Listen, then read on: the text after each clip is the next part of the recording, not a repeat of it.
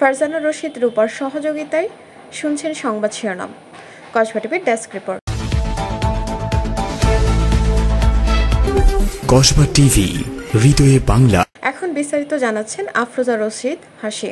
এই বিষয়টা ইতিপূর্বে আসলে বাস্তব অর্থে কিছু পুলিশ এই নিন্দনীয় কাজ করার জন্য সেই কথাটা বারবার সমাজে ভেসে আসে যে পুলিশ আসলে ভালো কাজ করে না এবং ভালো মানুষের সাথে মিশে না। সেখান থেকেই তো আমরা বেরিয়ে আসতে চাচ্ছি যে পুলিশ খারাপ লোকের বিরুদ্ধে থাকবে, ভালো লোকের পক্ষে থাকবে, ভালো লোকের সাথে নিয়ে খারাপ লোকদেরকে দমন করবে। একলা পুলিশও খারাপ লোক দমন করা সম্ভব না, শুধু জনগণ দিয়েও খারাপ লোক দমন করা সম্ভব না। এই জন্যই আমরা মিলেমিশে কাজ করতে চাচ্ছি। আপনি আরেকটা জিনিস যাচ্ছেন যেহেতু আমরা বর্ডার বেল্টে একটা অপবাদ আছে, মাদক অভিযানে পুলিশের ভূমিকাটা আগের থেকে একটু সক্রিয় হচ্ছে বলে আমার মনে হয়। এটাকে আপনি কিভাবে মূল্যায়ন করেন? মাদকের বিষয়টা আমরা মনে করি পুলিশ 20% কাজ করতে পারে, 80% কাজ জনগণের হাতে। কারণ সোর্স যদি সেইভাবে না হয় তাহলে হবে না। পুরনো নীতি ছিল যে মাদক ব্যবসায়ী মাদকের সোর্স হয়। এই ব্যবসা দিয়ে কখনোই মাদক দমন করা যায় না, কারণ মাদক ব্যবসায়ীকে সোর্স করলে তার পক্ষের লোককে ধরায় না, বিপক্ষের লোককে ধরায়।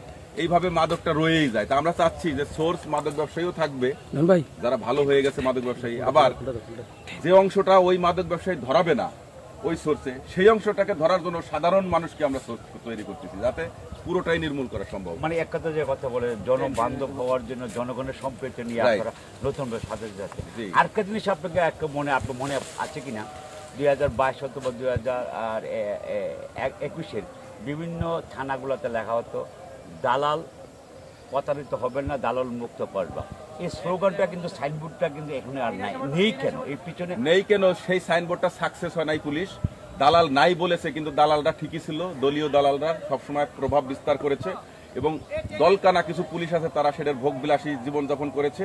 সেখান থেকে বেরিয়ে এসে এখন সাইনবোর্ড ছাড়াই কাজ করে জনগণকে বোঝাইতে হবে যে আসলে সাইনবোর্ড প্রয়োজন না, ভালো হইলে মানুষের মুখে মুখেই ভালো হওয়া।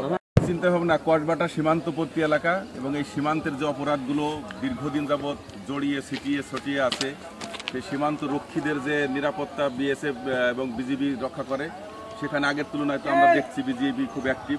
সেই সাথে পুলিশকে অ্যাক্টিভ করতে হবে, সাথে সাথে জনগণ যারা বর্ডারে বসবাস করে তাদেরকে অ্যাক্টিভ করতে হবে। সবচেয়ে বড় কথা, চোরাচালানিটা আসলে বন্ধ না করলে আমাদের দেশের আয় কমে যায়, ট্যাক্স কমে যায়।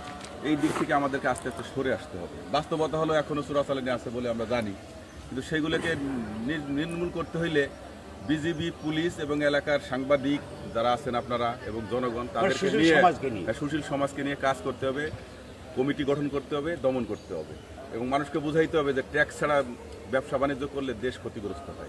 এলাকা নিয়ে আপনার কি চিন্তা ভাবনা? এলাকা নিয়ে চিন্তা ভাবনা যে এলাকাটাকে সর্বপ্রথম শিশুদের থেকে হাত দিতে হবে, কারণ বয়স্ক মানুষের মন মানসিকতা চেঞ্জ করা খুব কঠিন। শিশু থেকে যদি আমরা মন মানসিকতা গড়ে উঠতে পারি, শিক্ষা প্রতিষ্ঠান থেকে যদি আমরা গড়ে উঠতে পারি, তাহলে আমাদের দেশটা আরো সুন্দর হবে। এখন মানুষ মুখে মুখে বলবে ভালো। আমি প্রশ্ন যাচ্ছি যে এডিশনাল আই যে মাসুদুল হক সাহেবের সাথে আমার কমিউনিটি পুলিশের বাদ এখন বিট পুলিশের কাছে, এটা কি? কমিউনিটি পুলিশের অনেক আছে, বিফলতা আছে, নিষ্ফলতা আছে এবং তাদের ব্যর্থতা আছে, সেই জন্য আমরা এখন বিট পুলিশে আসছি। ধন্যবাদ আপনাকে, ভালো থাকেন। ধন্যবাদ জানাচ্ছি।